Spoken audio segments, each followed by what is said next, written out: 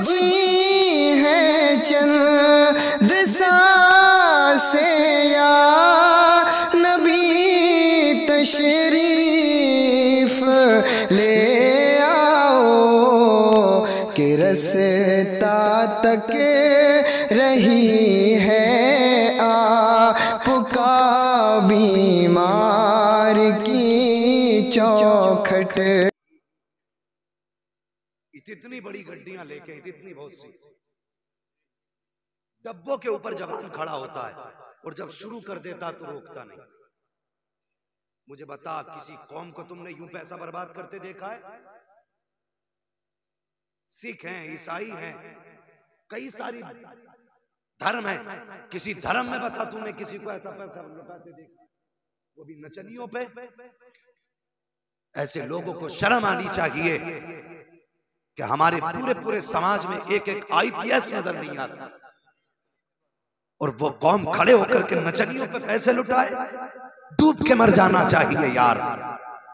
अगर पैसे ही लगाना है जो तू 50-50 हजार नचनियों पे लुटा रहा है, अल्लाह ने खुशी का दिन दिया है तो सुन बेटे के सर से पैसे उतार, 10,000 किसी गरीब के दरवाजे पे जाके दे आ।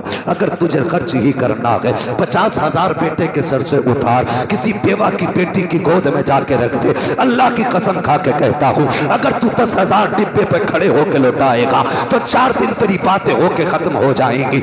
लोग कह देंगे पैसे वाला था, बड़े पैसे वाला है, उसने आधे घंटे तक पैसे लौटाए थे, लेकिन 4 दिन के बाद न पैसा रखेगा न याद रहेगी। लेकिन अगर तू 1,000 भी किसी बेवा के दरवाजे पे दे के आएगा, अल्लाह की कसम खा के कहता हूं दुनिया मिट जाएगी लेकिन तेरा 1000 दिया हुआ कयामत तक बाकी रखा जाएगा। सुभान अल्लाह, सुभान अल्लाह। नहीं आती हमें?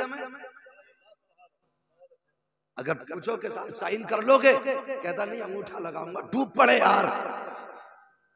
तुम्हारे पास 50-50 हजार नचनियों पे लगाने के लिए तो है, बच्चों को पढ़ाने के लिए कहते हो, खर्चे कैसे चलेंगे? हमारे खान वादे बरकातिया का एक नारा है, आधी रोटी खाएंगे बच्चों को पढ़ाएंगे। हमारी कौम पढ़ने में बड़ी पीछे है। जहां बच्चा थोड़ा सा समझदार हुआ, भेज दिया खेत में काम करने। क्यों? 300 रुपए तुझे इतने प्यारे लग रहे हैं, लेकिन तूने सोचा ये 300 रुपए तेरे बेटे को पूरी जिंदगी रुलाएंगे?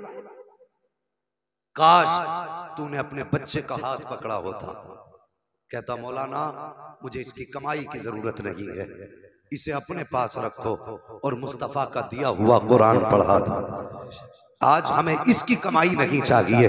दुनिया में अल्लाह ने रोजी का वादा दिया है, जब जिंदगी दी है तो रोटी भी देगा, खाने को भी देगा। अपने बच्चों को लेके जाओ, किसी आलिम दीन की बारगाह में बैठो, कारी कुरान के पास जाओ, अपने बच्चे को हवाले कर दो, कह दो मौलाना हमें इसकी कमाई दुनिया में नहीं चाहिए, इसे वो सिखा दो जिसका फायदा आखिरत में मिल जाए। अल्लाह की कसम खा के कहता हूँ, अगर बच्चों को ये तालीम दिलाओगे तो बेटा तुम्हारा होगा, नाम आसिफ का होगा, वक्त निकाह का होगा, महफिल कोई भी होगी, बातें मदीने वाले की होगी। नारे तकबीर, नारे रिसालत, मसलके आला हजरत, उलमाए अहले सुन्नत।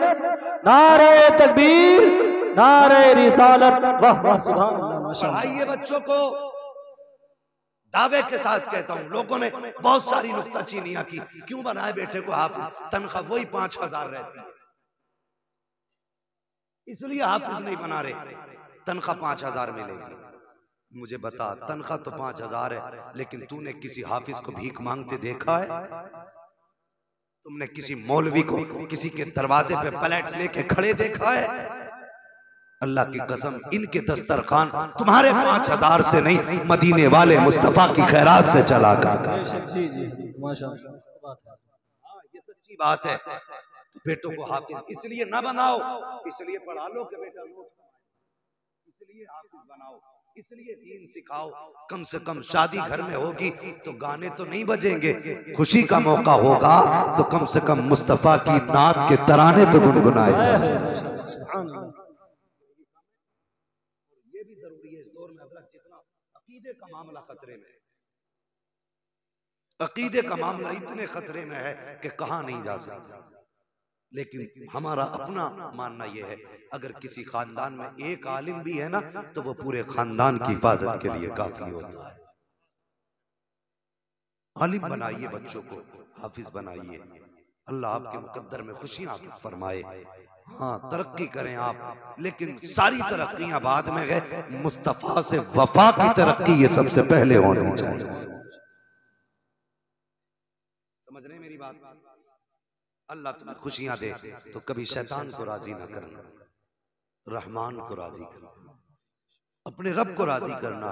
जिंदगी मौत उसी की कुदरत में है। और एक बात और कह दूं, शादी के ताल्लुक से अल्लाह तौफीक देना तो बेटियों को अपने दरवाजे से रुखसत करना। आज अक्सर मैरिज हालों में शादियां हो रही हैं। हाँ, और इसे शान समझता आदमी, मैरिज हाल से बेटी को रुखसत करना। वो बला की बदतमीजी शादियों में बेटियों के सरों पे दुपट्टे तक नहीं, सर तो देखो यार, गलों से गायब है दुपट्टे। बेटियां नंगी हो गई और कौम कहती है हमने तरक्की की है। तूने तरक्की नहीं की, तू तबाही की तरफ जा रहा है। मैरिज हाल में तुमने शादियां की, वहीं पे मर्द हैं, वहीं पे औरतें हैं, एक ही जगह पे सब खड़े हैं, बेहया बेहयाई के साथ नंगी लड़कियों को देख रहे हैं, नंगी लड़कियां मर्दों को देख रही हैं। बेहयाई का आलम यह है कि वहां पे नजरें शर्म से झुक जाया करती हैं, लेकिन हया वालों की बेहया फख्र से जाया करते हैं। मैरिज हाल में जब खाने की बारी आई है, औरतें भी खड़े होके खा रही हैं, मर्द भी खड़े होके खा रहे हैं, तुझे शर्म नहीं आई? वहीं पे कैमरा लगा दिया गया है, वीडियो बन रहा है, खाना खड़े होके खाते हो। अरे टूट पड़े ऐसी कौम पर जो मुस्तफा का पैगाम छोड़ करके अपने ऐशो इशरत को तरजीह दे। मेरे नबी ने बिला वजह नहीं कहा था कि बैठ के पानी पिया करो, बिला वजह नहीं कहा था कि बैठ के खाया करो। आका के हर फरमान में हिकमत है। आज पूछो डॉक्टरों से, ये 1400 साल के बाद जिस नतीजे पे पहुंचे हैं, 1400 साल पहले मेरे नबी ने बता दिया था, जो कौम बैठ के पानी पिएगी उसके गुर्दे मरते तब तक खराब नहीं हो सकते। नारे तकबीर, नारे रिसालत, मसलके आला हजरत उलमाए अहले सुन्नत हजरत अल्लामा मुफ्ती हम्माद रज़ा साहिब क़िबला। नारे तकबीर, नारे रिसालत, वाह सुभान अल्लाह, माशाअल्लाह। बात तो सही कह रहा हूं ना, झूठी बात तो नहीं है, कड़वी जरूर है लेकिन है सच्ची। अल्लाह तौफीक दे तो बेटी को घर से रुखसत कर। और वो बदतमीजी आजकल चल रही है कि शोहर बाद में देखता है, कैमरे वाला पहले बीवी देख लेता। बता, तू मुसलमान है? हमारे घरों की हया का आलम तो ये था कि अगर किसी गैर महरम की नजर पड़ जाती थी किसी औरत पर तो वो शर्म से डूब जाया करती थी। आज ऐसी औरत, ऐसी बच्ची जिसे अभी शोहर ने भी नहीं देखा, तूने कैमरे वाले के सामने लाके खड़ा कर दिया। और तू सोच तो सही किसका उम्मती है, तू सोच तो सही तूने कलमा किसका पढ़ा है। हया हमारी कौम का जेवर था, शर्म ईमान का हिस्सा था, सबका जनाजा हमने निकाला। और जरा देख, हजरत अली का दौरे खिलाफत है, हजरत अमीरुल मोमिनीन मौलाए कायनात मौला अली हैं। एक बच्ची रास्ते में गुजर के जा रही है, अल्लाह अकबर, उसके चेहरे पर नकाब पड़ा था। अचानक हवा का झोंका आया है और हवा के झोंके ने उसके चेहरे से पर्दा हटाया। एक जवान की नजर पड़ गई, अल्लाह अकबर, सिर्फ आंखों पे नजर पड़ी थी कि दीवाना बैठ हो गया। जैसी दीवाना हुआ है, उसने उसकी गली के चक्कर नहीं लगाए, उसने उसकी इज्जत का सौदा नहीं किया, उसने उस बच्ची के बाप को बेआबरू नहीं किया, बल्कि अपने घर गया। जाने के बाद एक खातून को बुलाया, बुलाने के बाद कहा फला के घर पे चले जाओ, मेरी तरफ से निकाह का पैगाम दे आओ। कहा किस लिए? कहा मैंने जब से उस बच्ची को देखा है बस उसी की याद में रहता हूँ। वो खातून गई, जाने के बाद उस लड़की के घर में उस जवान की तरफ से निकाह का पैगाम दिया। अल्लाह अकबर, बात ये नहीं थी कि पैगाम निकाह का है। बच्ची खुश नहीं हुई, उसने कहा माँ बता तो सही, वो जवान जो पैगाम भेजा है जिसने, क्या वो मुझे जानता है? बूढ़ी ने कहा हाँ बेटी, जब से उसने तुझे देखा है वो तेरा दीवाना बन चुका है। खातून बच्ची ने कहा था बता तो सही उसने मुझे कब देखा। बूढ़ी कहती है बेटी तू फला दिन रास्ते से जा रही थी, हवा का झोंका आया था, तेरे चेहरे से नकाब हट गया था और उस जवान की नजर तेरी आंखों पे पड़ गई थी, वो तेरी आंखों का आशिक बन बैठा है, इतना सुनना था। वो बच्ची कहती है माँ जरा ठहर, अभी अंदर जाती हूँ। वो बच्ची अंदर गई है, हाथ में चाकू लिया है, दूसरे हाथ में तश्त लिया है, हाथ में तश्त लेकर के चाकू से अपनी आंखें निकाली है। निकालने के बाद तबाक में रखी और जाके कहा माँ जाकर के ये आंख उस जवान को दे देना जिसको इन आंखों से प्यार हो गया है। बूढ़ी ने ये हाल देखा, चीख मारी हाय बेटी ये क्या कर दिया, ये तूने क्या किया, अपने हाथों से आंखें निकाल दी। बच्ची ने कहा था माँ बात ये है कि जिन आंखों के होते हुए हजरत फातिमा के सामने शर्मिंदगी उठानी पड़े, मुझे इन आंखों की जरूरत नहीं है। उससे कह देना उसे ये आंखें प्यारी थी, मैंने आंखें निकाल के उसके हवाले कर डाली। नारे तकबीर, नारे रिसालत, मसलके आला हजरत उलमाए अहले सुन्नत, नारे तकबीर, नारे रिसालत। अल्लाहु अकबर। ये हया थी। बात चलते चलते हजरत अली की चौखट तक आ गई। मुकदमा हजरत अली की बारगाह में पेश किया गया। हजरत अली ने सुनवाई की। उसके बाद कहा वो आंखें कहाँ हैं। आंखें मंगाई गई और वो आंखें हजरत अली के दरबार में पेश की गई। इस बच्ची को भी बुलाया गया, जवान को भी बुलाया गया। हजरत अली ने अपना लुआब लगाया और आंखों की जगह में रखी जैसी वो ढेले जगह पे रखे। लड़की कहती है हजरत अली के लुआब का लगना था, मेरी जैसी आंखों में बिनाई आई, ऐसा लगा कि पहले से ज्यादा बेहतर रोशनी हो गई। सुभान अल्लाह, बेशक अल्लाह अकबर। फिर हजरत अली ने दोनों का निकाह अपनी मर्जी से। ये थी हमारे समाज और हमारी कौम की हया। आज मुझे बता शर्म नहीं आती, तुझसे पहले कैमरे वाला देख। वो बंदा कहता वीडियो जरूर बनेगी बहन की, शर्म कर यार, हम तो बहन बेटियों की इज्जत के रखवाले थे, लुटेरे कब से बन गए। रस्म चली आ रही है, लड़की भी वहीं रुखसत हो रही है, वहीं से बेहया है, बेहयाई है। तुम्हें मालूम है जब दुल्हन बन के वहां से चली है, हजारों लोगों की जो गुनाह वहां नजरों ने किए हैं वो सब की लानत बहू के दामन में सिमट गए हैं। सब इसके दामन में सिमट के ससुराल जा रहे हैं। वो अल्लाह के बंदो, बेटियों को अपने दरवाजों से रुखसत किया करो, इसलिए कि ये वो जगह है जहां बैठ करके बच्ची ने कितने एहतिकाफ किए हैं, जहां रह के बच्ची ने इस दीवारों के बीच में कितने रोजे रखे हैं। ये वो जगह है, मकान, जहां बैठ करके बच्ची ने कितने कुरान मुकम्मल किए हैं। इसकी नेकियों की दीवारें गवाह हैं, इसकी पाकीज़गी का ये मकान गवाह है। बच्ची को घर से रुखसत किया करो। जब मैरिज हॉल से रुखसत करोगे तो हजार लानतें लेकर के जाएगी, और जब बच्ची को घर के दरवाजे से रुखसत करोगे तो लानत लगी रब की हजार रहमतें लेकर के जाएगी। जब तेरे घर में कदम रखेगी उधर इसका आना होगा, उधर तेरे घर पे अल्लाह की रहमत का बरसात शुरू हो जाए। सुभान अल्लाह, सुभान अल्लाह। इसलिए जरूरी है बेटियों को घर के दरवाजे से रुखसत करना।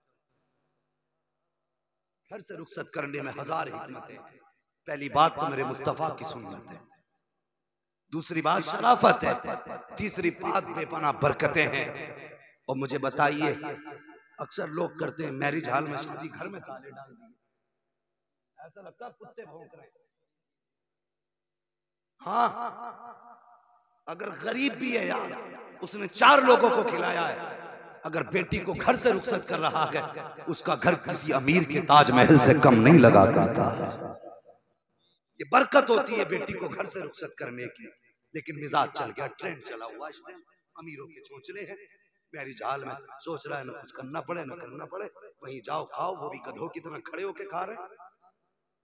कई जगह से दावतें आई, गए जाके देखा बैठने का ठिकाना ही नहीं था यार। इंतजाम तो बड़ी बात है। क्यों ऐसा करते हो? सबका गुनाह अपने सर ले रहे हो। जितने खड़े होके खा रहे हैं सबका गुनाह खिलाने वाले को पड़ता है। बंदा अपना हिसाब तो मुश्किल से दे पाएगा, तू इलाके के ठेके लिए घूम रहा है।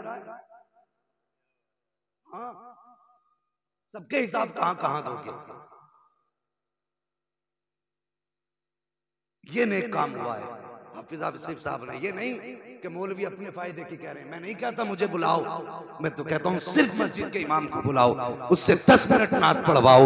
जो तुम मुझे दोगे या देते उलमा को, वो सिर्फ इमाम को दे दो। अल्लाह की कसम तेरे घर में मुस्तफा की नात भी हो जाएगी, इमाम का भला भी हो जाएगा। बेशक सुभान अल्लाह सुभान अल्लाह। बेशक जरूरी नहीं है अच्छी नात खानी के लिए असद आएंगे तभी काम होगा, तकरीर के लिए हाशमी मियाँ आएंगे तभी जलसा होगा। यार बातें उनकी हैं, अगर 10 साल का बच्चा भी कर दे तो जिक्र तो मुस्तफा ही का होता है। मगर वजह यह है कि हम करीब के लोगों को इज्जत नहीं देते। अगर मुफ्ती हम्माद नहीं आए तो लोग आएंगे ही नहीं। ये हमारी कौम का भी तो चस्का पड़ गया। ये सुनने कम देखने ज्यादा जाती है कि पता नहीं ये कौन से आइलैंड से उतर के आया यहाँ पे कि जिसको यूट्यूब पे देखा जा रहा है। ओ भाई मौलवी कोई भी हो, शक्ल से प्यार न कर, प्यार करना है तो मदीने वाले मुस्तफा की निस्बत से प्यार कर। सुभान अल्लाह सुभान अल्लाह। हर वो आदमी जो हुजूर का जिक्र करता है उसे दिल में जगा दे, चाहे नाम छोटा हो या बड़ा हो, तो हुजूर की बातें किया करो, हुजूर का जिक्र किया करो, अल्लाह उसकी बरकतें भी अता फरमाता है। हाँ, मैं अक्सर ये बात करता हूँ, हुजूर के जिक्र की बरकतें। सज्जाद निजामी साहब, मैंने कई बार ये बात कही है कि जब उनको जहर देने वालों ने जहर दिया था तो खुद कहते हैं कि जहर इतना खतरनाक था कि मर जाना चाहिए था, लेकिन समझ में बात नहीं आ रही। जहर देने के बाद भी सज्जाद निजामी पे जहर का असर नहीं हुआ, तब हमने गला घोट के उनको मारा। पता ये चला जो नात पढ़ते हैं उनके गलों पे जहर असर नहीं करते हैं, जो उनका जिक्र करते होंगे इंशाअल्लाह क़यामत में मुस्कुराते हुए पार होंगे। नारे तकबीर, नारे रिसालत, मसलके आला हजरत, उलमाए अहले सुन्नत। नारे तकबीर, नारे रिसालत, हजरत अल्लामा मुफ्ती हम्माद रज़ा साहिब क़िबला।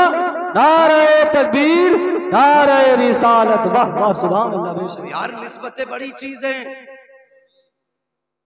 हुजूर से निस्बत हो जाए किसी भी अमल में बड़ी बात है।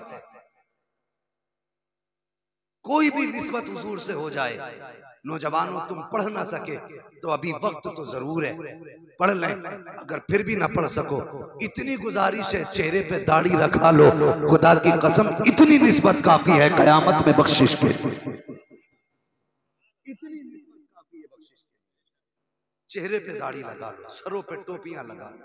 शिकवे ये हैं बेटियां नंगे, आज अल्लाह माफ करे मैं बचता हूँ ज्यादा वाहियात जुमलों से भी, और मैं चाहता हूँ कि एहतियात के पर्दे में बात करूं।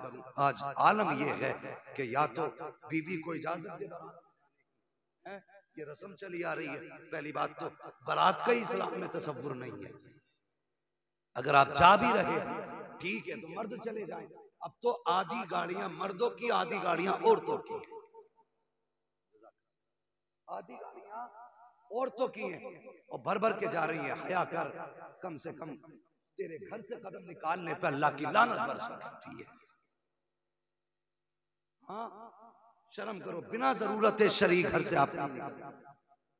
कुरान में फरमाया नहीं गया बेटियों को छत पे न चढ़ाओ, उन्हें सूरह नूर सिखाओ, उन्हें चरखा काटना सिखाओ।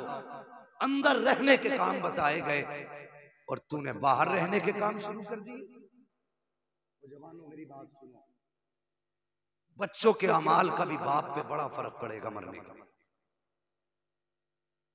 बेटियों को हया की तालीम दो, पर्दे की तालीम दो, और मुस्तफा जाने रहमत के आकाम पे अमल करने की बच्चों को तालीम दिया कर। लेकिन मैं उस कौम से क्या कहूं जो खुद टोपी नहीं ओढ़ती, तो उस कौम की बच्चियां दुपट्टे कैसे ओढ़ सकती है? टोपी तुम्हारा जेवर था, दुपट्टे बेटी का जेवर थे। तुमने टोपी उतार दी, बच्चियों ने दुपट्टे उतार दिए। आज भी कहता हूं तुम टोपियां ओढ़ लो, बच्चियां दुपट्टे ओढ़ लो। सुन रहे मेरी बात? आज मेरे सामने में देखिए कितने लोग नंगे सर बैठे हैं। हाय मेरी कौम, तो 1800 रुपए का जूता तो खरीद सकती है, लेकिन 15 रुपए की टोपी नहीं खरीद सकती। मैं ये नहीं कहता तस्वीर लेके घूमो हाथ में, मैं ये नहीं कह रहा हूं एतकाफ में बैठो, कम से कम जाहिरी वज़ाक़ता तो ऐसे बना लो अगर कोई देखे तो तुम्हें नाम पूछने की जरूरत ना पड़े कि किस कौम से ताल्लुक रखता है। हाँ हाँ, दुश्मन है दाढ़ी के, दुश्मन है टोपी के, दुश्मन के कुर्ते पजामे के, लेकिन याद रख ये लिबास मुस्तफ़ा का लिबास है, ये सुन्नत मुस्तफ़ा की सुन्नत है, ये सुन्नत मुस्तफ़ा की सुन्नत है। अगर इसके लिए सर कटाना भी पड़ गया तो हम कटा सकते हैं, लेकिन मुस्तफ़ा की सुन्नत को अपने आप से जुदा नहीं कर सकते। बेशक। नारे तकबीर, नारे रिसालत, मसलके आला हजरत उलमाए अहले सुन्नत हजरत अल्लामा मुफ्ती हम्माद रज़ा साहिब क़िबला मुरादाबादी। नारे तकबीर, नारे रिसालत। वाह वाह, सुभान अल्लाह, माशाअल्लाह। आखिरी बात करके बात खत्म कर लूं, मेरी बात सुने गौर से। शादियां सभी की अगर जिंदगी रही तो होंगी इंशाअल्लाह। और मैं दबे लफ्जों में एक पैगाम दे दूं, आजकल भूत सवार है सोशल मीडिया के दौर में लव मैरिज का। सुनिए, लव मैरिज में सिवाय नहूसत के कुछ नहीं रखा है। अगर कोई तुमसे कहता है लव मैरिज सुन्नत है तो वो झूठ बोलता है। आज के दौर का लव मैरिज सुन्नत है तो वो झूठा है, झूठा है, झूठा है, खुद भी बर्बाद है, तुम्हें भी बर्बाद करना चाहता है। वो जवानों, बरकतें उन्हीं जिंदगियों में हुआ करती हैं जिसमें माँ बाप की दुआएं शामिल हुआ करती हैं। याद रखना मेरी बात। तो इस ख्वाब और इस दुनिया से दूर रहना, माँ बाप की रजा से शादी करना, उनकी मर्जी से निकाह करना, यकीन जानिए अगर तुम उनका दिल रखोगे, माँ बाप की एक ही तो हज़रत ख्वाहिश होती है कि बेटा दूल्हा बनेगा, अपनी मर्जी से उसका निकाह करेंगे। यही एक अधिकार रह जाता जवानी के बाद, आज बच्चे वो भी छीन ले रहे हैं। तुम कौन होते हो रिश्ता करने वाले? तुम्हें क्या पता लड़की अच्छी कौन सी होती है, बुरी कौन सी होती है? तुम पुराने सोच के लोग, हमें पता ना कौन सी करनी है। अरे जालिम, जिन्होंने तुझे इतने से इतना बड़ा कर दिया, उन्हें नहीं पता तेरी जिंदगी में क्या बेहतर और क्या गलत है। बड़े अच्छे अच्छों के भूत उतरते देखे हमने। अक्सर लव मैरिज का जो रिजल्ट आता है, या तो टुकड़े होकर फ्रिज में नजर आता है, या फिर राख बन के चौराहे पे नजर आता है, या कटने के बाद किसी खेत में नजर आते हैं। ये लव मैरिज की बरकत होती है। अगर काश तूने अरेंज मैरिज किया होता, अगर तेरी जिंदगी में तेरी पसंद की बीवी ना भी थी, लेकिन बाप ने कह दिया था ये तेरी शरीक हयात है, गर्दन झुका के कबूल कर लेता। अगर माँ ने कह दिया था ये तेरी दुल्हन है, तो सर झुका देता। आज तू माँ बाप से राजी हो जाता, खुदा की कसम कयामत में मुस्तफा तुझसे राजी हो जाता। ये काम, ये हक बाप का है, उनको दे, इसमें अपनी राय न चलाएं। अगर ऐसा करेंगे तो फिर बरकतें नहीं आएंगी। हाँ, फिर बरकतें नहीं आएंगी। हमारा मजहब मजहब मुहज्जब है, इससे साजा तहजीब वाला कोई मजहब नहीं है, और सच्चा मजहब भी मजहब इस्लाम है। और तुम मुसलमान होते हुए इधर उधर ठोकरे खा रहे हो। डॉक्टर इकबाल ने कहा था तेरे दामन में है किस लालो जवाहर की कमी, तू किसी और के दामन की तरफ क्यों देखे। तुझे हुजूर ने क्या ना दिया, सब कुछ मेरे नबी ने तेरे लिए मुहैया किया। तो मैं कह रहा था अल्लाह तौफीक देगा, दूल्हा बनोगे, जिंदगी होगी, दुल्हन भी तुम्हारे घरों में आएगी। लेकिन एक बात याद रखना, सिर्फ एक सवाल मेरा, जब तू दूल्हा बन घर से निकलेगा तो माँ की दुआएं तेरे साथ होंगी, बहन का प्यार तेरे साथ होगा, बाप की शफकतें तेरे साथ होंगी। इतना प्यार लेके घर से निकला था, आखिर मुझे बता 2 दिन के बाद वो कौन सा जादू चला जो तू मुड़ के ना माँ का चेहरा देखने तैयार है ना बाप का चेहरा देखने तैयार। बता मुझे। वो जवानों, जिंदा रहोगे तो ये दिन सबकी जिंदगी में आएंगे। मेरा एक सबक, गांठ बांध लेना, औरत कैसी भी हो, तेज हो, सीधी हो, अच्छी हो, बुरी हो, तुम्हें माँ बाप के कदमों से जुदा नहीं होना है, ये याद रखना। अगर तुमने इन्हें अलग किया अपने आप से या इनसे जुदा हुए तो ना तुम्हारी दुनिया कामयाब रहेगी ना आखिरत कामयाब रहेगी। और मेरी बहनों बेटियों, अगर तुम यहाँ की बहू हो या किसी घर की तुम्हें बहू बनना है तो खुदारा तुम भी अपने शोहर को जहन्नम का ईंधन बनने से बचा लेना। उसे मजबूर मत करना माँ बाप से जुदा होने पर। अगर चाहती हो उसके साथ जन्नत में रहो तो उससे कहना वो माँ बाप का फर्माबरदार होके रहे वो, वरना याद रखो ये रिश्ता ऐसा है, ये ऐसी खेती है जिसके बारे में कहा गया कि जैसी करनी है वैसी, सारे बोले जैसी करनी वैसी भरनी है। अभी एक जगह जलसे में गया, हजरत तो एक बड़े मियाँ आए, वो मुझे लिपट के रोने लगे जलसे के बाद। मैंने कहा क्या बात है? कहने लगे हजरत मेरा बेटा मुझे बहुत मारता है। ओ यार इस उम्मत को ये दिन भी देखने थे, बाप बेटे के दर्द से इतना तंग आ गया कि वो बयान करते करते रोने लग जाए। और डर अल्लाह से, अगर तूने बाप को जर्रा बराबर भी तकलीफ दी और तेरे अमाल में अगर लाखों बरस की नेकियां भी हैं, अल्लाह कयामत के दिन सब पे मार के कहेगा जब तू अपने बाप का नहीं हो सकता फिर खुदाए पाक का कैसे हो सकता। सबक याद रखना, कयामत के दिन एक बंदा ऐसा भी होगा जिसके अमल तोले जाएंगे हजरत, उसके नाम अमाल में सिर्फ नेकियां, सिर्फ नेकियां। जब अमल तोला जाएगा तो नेकियों का पल्ला ऊपर, वहां का तो हिसाब अलग है ना, दुनिया का उल्टा हिसाब है, वहां का सीधा हिसाब। वहां आला चीज ऊपर होती है, अदना चीज नीचे होती है। यहाँ का उल्टा है, वहां का सीधा है। कयामत का सीधा हिसाब है, जो नेकियों का पल्ला होगा वो यूं ऊपर जाएगा, जो गुनाहों का पल्ला होगा वो नीचे आएगा, अगर गुनाह कम है तो, वरना जो चीज कम होगी वो नीचे आएगी।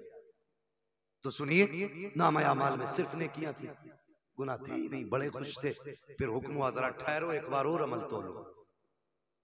फरिश्ते फिर ठहरेंगे, फिर अमल तोला जाएगा, तो एक छोटी सी पर्ची गुनाहों के पल्ले में गिरेगी।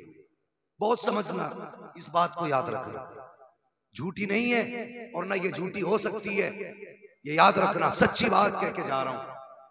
एक पर्ची गिरेगी जो इसके गुनाहों को ज्यादा कर देगी, नेकियों को कम कर देगी। हुक्म होगा अब जन्नत नहीं से दोज़ख में डाल दो।